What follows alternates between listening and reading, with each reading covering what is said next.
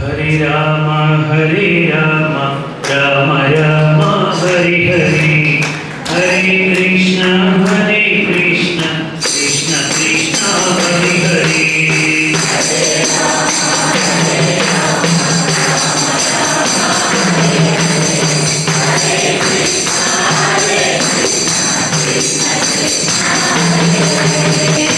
హరి రామ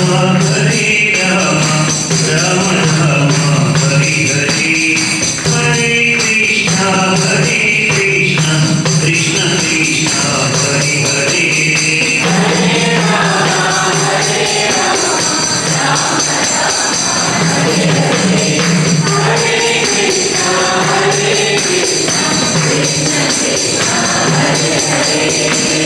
హరే రామ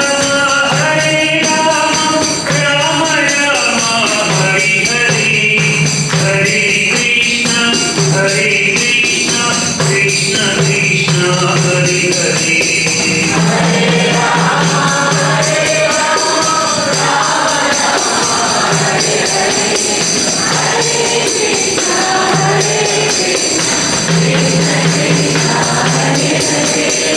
హరే రామ రామ రామ హరి హరి, హరే కృష్ణ కృష్ణ కృష్ణ హరి హరి.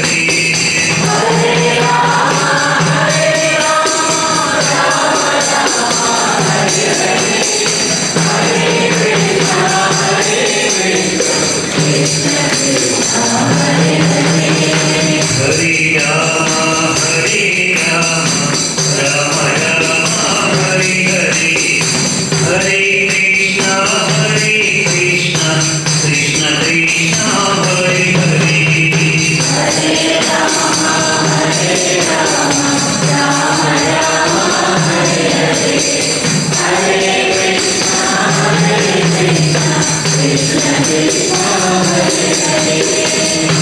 जय बोलो भगवान श्री सत्य साई बाबा जी की जय, बोलो श्री कृष्ण परमात्मा को जय. స్వామివారి దివ్యానుగ్రహం చేత పరమ పవిత్రమైనటువంటి శ్రీ సత్యసాయి అవతార వైభవ సప్తాహ భాగవతాన్ని 4వ రోజుకి చేరుకున్నాము. 3 రోజులు గడిచిపోయింది, మనకు తెలియకుండానే 4వ రోజుకి వచ్చాం స్వామి దయతో. ఇంతవరకు అనేక విషయాలు మనం తెలుసుకుంటూ వచ్చాము. స్వామి భక్తులైన ప్రతి ఒక్కరూ స్వామివారికి సంబంధించినటువంటి కొన్ని ముఖ్య విషయాలు తప్పకుండా తెలుసుకోవాలి. అందుకని నేను మీకు డేట్లతో సహా కొన్ని చెప్తున్నాను. కొన్ని ముఖ్యమైన డేట్స్ ఒకసారి మనం తీసుకుంటే, అడప భాస్కరరావు గారిని విజయవాడ, మీరు ఎవరైనా ఎప్పుడైనా విజయవాడ వెళ్తే సీతారాంపురం అనే ఒక ఊరు ఉంటారు విజయవాడలో. అక్కడే మెయిన్ మందిరం, స్వామి మందిరం ఉంది. అందులో శివలింగం ఉంటుంది. స్వామి ఆ భాస్కర గారిని పిలిచి ఇలా ఇలా ఇలా ఇలా తిప్పి దాన్ని ఇలా ఇలా పెద్దది చేసి చెయ్యి కూడా పట్టనంత శివలింగాన్ని సృష్టించారు స్వామి. అంత పెద్ద శివలింగాన్ని సృష్టించి ఆ భాస్కర గారికి ఇచ్చి, ఇది మీ మందిరంలో పెట్టు అని చెప్పారు. స్వామి ఏం పేరు పెట్టాలి అని అడిగితే, ఇది ప్రేమలింగం అని పెట్టు అని చెప్పారు స్వామి. అలా ఈ రోజుకి అక్కడ పూజలు అందుకుంటుంది. స్వామి 1981లో వచ్చి ఆ మందిరాన్ని ప్రారంభోత్సవం చేశారు. ఆయన ఒక 100 పైచిలకు పుస్తకాలు చదివి స్వామి జన్మించిందిలాగా 2011 ఏప్రిల్ 24వ తేదీ మహాత్మ నిష్క్రమణ వరకు ముఖ్యమైన సంఘటనలన్నీ రాశారండి. ఎంత కష్టపడ్డారు. గట్టిగా వారికి ఒకసారి కర్తల ధ్వని చేయండి. పెద్దలు ఎంతో కష్టపడి మనకి సులభతరం చేసేసారు. మనలా ఎవరైనా కన్వీనర్లు కొంతమంది అక్కడక్కడ ఏమైనా చెప్పాలనుకున్నటువంటి వాళ్ళకి, స్వామి వైపు చెప్పాలనుకునే వాళ్ళకి సులువు అయిపోయింది అన్నమాట. దీనివల్ల ముఖ్యమైనవి నిన్నటి వరకు కొన్ని చెప్పాను. 1950 ఏప్రిల్ 14వ తేదీ 1950 ఏప్రిల్ 14వ తేదీ రమణ మహర్షి గారు మహాత్మ నిష్క్రమణ వారు దేహాన్ని వదిలిపెట్టారు. స్వామి మీరు పాత చరిత్రలో చదువుకుంటారు. స్వామి సూక్ష్మయానం తన దేహాన్ని తీసుకుని వెళ్ళి దేహం ఇక్కడ ఉండి ఆత్మతో శక్తితో వెళ్ళి వాళ్ళని కాపాడాలనుకునేటప్పుడు స్వామి ఉన్నట్టుగా కింద పడిపోయేవారు. ఎక్కడుంటే అక్కడ కింద పడిపోవడం. అప్పుడు మరలా వెళ్ళి ఒక్కొక్కసారి 5 నిమిషాలు, ఒక్కొక్కసారి 10 నిమిషాలు, ఒక్కొక్కసారి గంట, 2 గంటలు, 3 గంటలు అలా చాలా టైం పట్టేది. వచ్చిన తర్వాత ఎక్కడికి వెళ్ళాను, ఎవరిని కాపాడాను, ఏం చేశాను మొత్తం వెలికి చెప్పేవారు స్వామి. అంటే ఆయన స్వయంగా వెళ్తే తప్ప ఆ పని అవ్వదు అన్నప్పుడు స్వామి అలా చేసేవారు. అలా ఉంటాయి, అవన్నీ మన మానవ మేధస్సుకి అర్థం కాదు. అలా ఉన్నప్పుడు స్వామి సడన్గా కింద పడిపోయారు. లోపల వెంకటగిరి మహారాజు గారి కుమారులు ఉన్నారు, ఇంకా కొంతమంది పెద్దలు ఉన్నారు.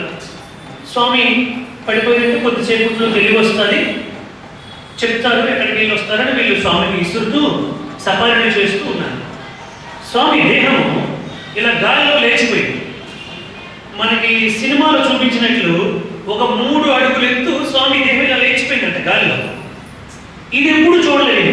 ఇలా పడిపోవడము, స్వామి ఒకసారి జుట్టు పీక్కుని మింగేశారు. రాజారెడ్డి గారు చెప్పారు, జుట్టు అంతా తీసుకుని మింగేశారు స్వామి. ఆ తర్వాత తెలివి వచ్చిన తర్వాత స్వామి నేనేమైనా జుట్టు పీక్కున్నానంటే స్వామి పీకడం స్వామి మింగేశారు స్వామి. అవునా? ఒక ఆమెకి పిచ్చి పట్టింది, ఆ పిచ్చిని వదిలించడానికి వెళ్ళాను. పాప ఆవిడ పూర్వ జన్మలో చాలా గొప్ప భక్తురాలు, కొన్ని కారణాల వల్ల అలా జరిగింది అని స్వామి బటన్ తీసి రాజారెడ్డి గారు చూస్తుంటే తన గుండెని స్వామి హనుమాన్ చీల్చి ఎలాగైతే రామ లక్ష్మణులు చూపించారో ఇలా తీసి ఆ గుండెలో ఉన్నటువంటి మింగితే వెళ్ళిపోతుంది కదా గుండెలోకి, అదంతా జుత్తంతా తీసి ఉన్న చుట్టూ అక్కడ పారేశారట. అది మన స్వామి వారి యొక్క అలా ఎన్నో చూపించారు స్వామి. ఇది అలా పడిపోయాడు, దేహంలో లేచిపోతుంది గాలిలోకి. ఇప్పుడు ఇది ఈ నేను ఎప్పుడు చూడలే ఈ మహిమ. ఇప్పుడు ఏం చేయాలి? మనం పట్టుకోవచ్చా? పట్టుకుంటే అక్కడ ఏదో జరగబోయింది, ఏమైనా తప్పిపోతుందేమో. పట్టుకోకపోతే స్వామి సడన్గా కింద పడిపోతే కింద దెబ్బ తగులుతుంది కదా స్వామికి. ఏం చేయాలని వీళ్ళు ఎలా ఆలోచించేలోపు స్వామి కుడి పాదము 2గా ఇలా ఉండే పాదం ఇలా చీరిపోయిందంట. ఇలా చీరిపోయి ఆ పాదములో నుంచి సుమారు ఒక 3 కేజీల విభూతి రాలింది. పాదము చీరిపోయి కింద ఇలా దారగా 3 కేజీలు. వీళ్ళకి ఏం అర్థం కావట్లేదు. ఒక పక్క ఆనందం, ఒక పక్క భయము, ఏం జరుగుతుందో తెలియట్లేదు. ఓం శ్రీ సాయిరాం, ఓం శ్రీ సాయిరాం, ఓం శ్రీ సాయిరాం అనుకుంటూ అలా ప్రేయర్ చేసుకుంటున్నారు. కొద్దిసేపటికి స్వామి దేహం జాగ్రత్తగా కింద తిరిగింది. అంటే మన భాషలో సేఫ్గా ల్యాండ్ అయింది మళ్ళీ దేహం. అప్పుడు స్వామి లేచి స్పృహ వచ్చి స్వామి ఇట్లా చూసి విభూతి వచ్చిందా? సరే స్వామి ఏంటి స్వామి ఇలా లేచిపోయారు, మాకేం అర్థం కావట్లేదు అని వెంకటగిరి మహారాజు గారి కొడుకు కస్తూరి గారు, అక్కడ ఉన్నటువంటి రాజారెడ్డి గారు పెద్ద ఏమీ లేదు, కంగారు పడకండి. రమణ మహర్షి అరుణాచలంలో దేహాన్ని వదిలిపెట్టేశాడు, ఆఖరిలో దర్శనం ఇవ్వడానికి వెళ్ళి వచ్చాను అంతే అని చెప్పారు సత్యసాయి. ఇప్పుడులాగా అప్పుడు పేపర్లు, న్యూస్ పేపరు ఈరోజు జరిగింది ఎల్లుడికి వస్తుంది అన్నమాట. ఆ మ్యాటర్ ఎల్లుడికి 3 రోజుల తర్వాత వచ్చేదంట అప్పట్లో. సో అట్లా స్వామి చెప్పిన తర్వాత 2 డేస్ తర్వాత పేపర్లో వచ్చిందన్నమాట, అరుణాచలంలో రమణ మహర్షి దేహాన్ని వదిలిపెట్టేశారు అని.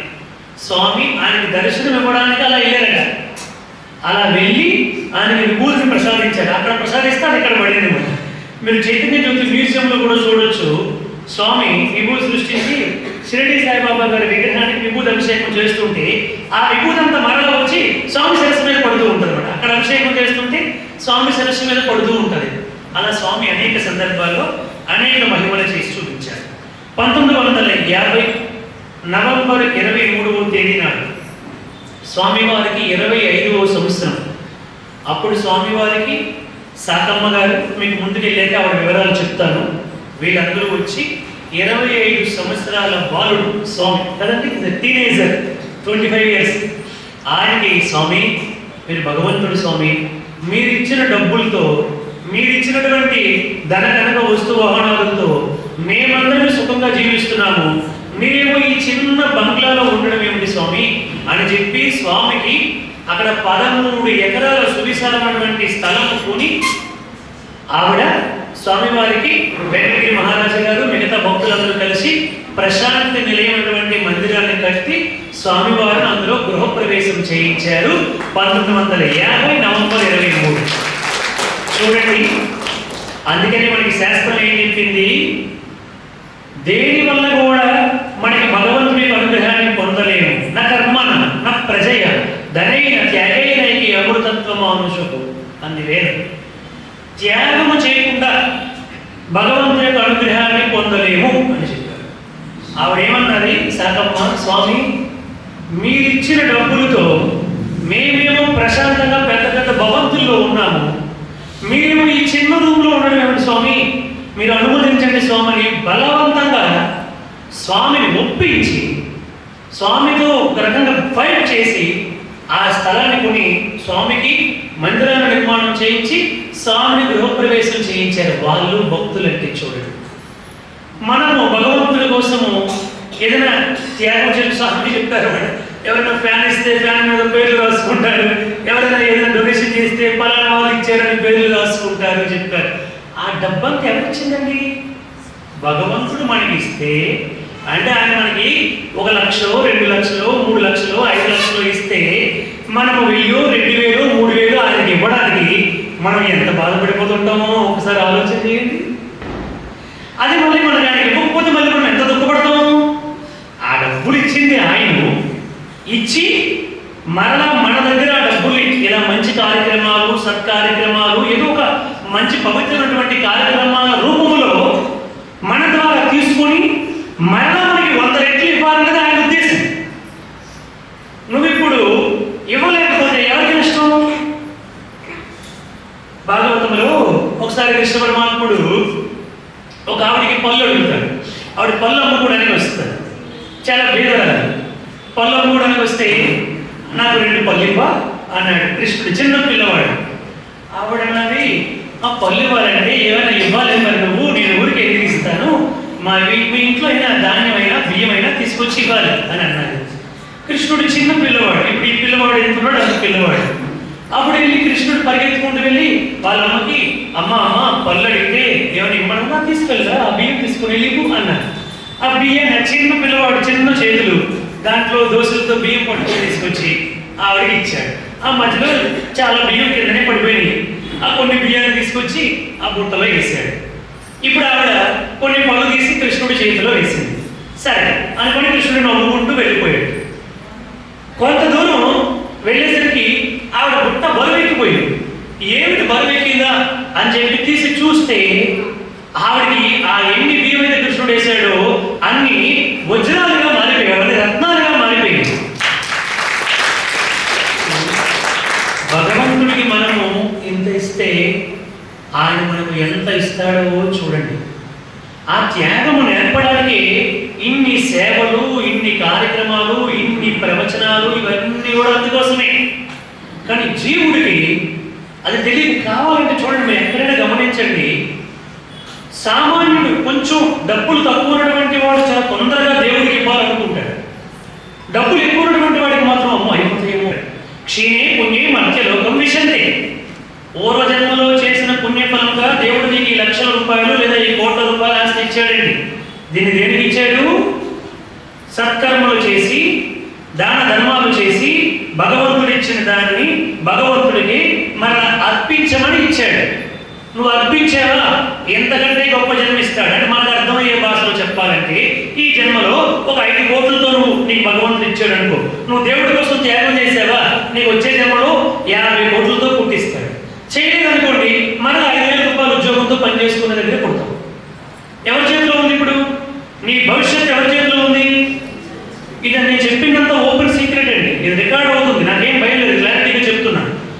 అంటే మనం తెలుసుకోవాల్సినటువంటిది నా కర్మణ నా ప్రజయ ధనైన త్యాగైనైతే అమృతత్వ మానసు అని చెప్పింది శాస్త్రం.